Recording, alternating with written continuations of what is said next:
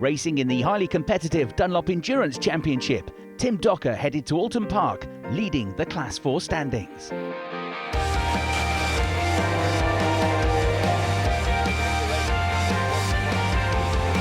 The picturesque but fiercely challenging Cheshire Circuit played host to round 5 of the championship and would feature a pair of 1-hour endurance races for the eclectic grid of sports cars, GTs and touring cars.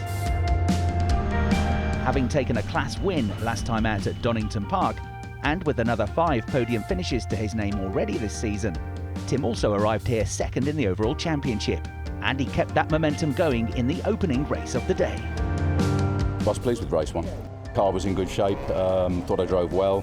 Had a poor start, lost a few places early on, but fought my way back through the field and ended up behind Guy with about 6 or 7 laps to go, I think. But I call him Wide Boy Guy for a reason.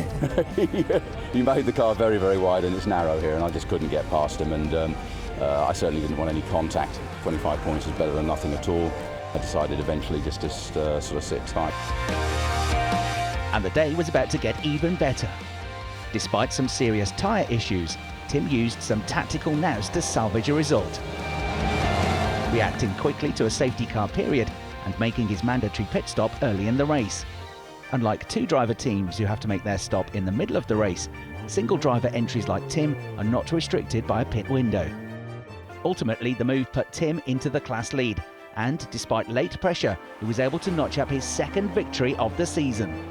A victory which had seemed unlikely at the start of the race. We had a puncture that we noticed literally a minute before we needed to leave the garage for the pit window. We only had scrap tyres, other than the 2 new ones on the front, so scrap tyre on the front left.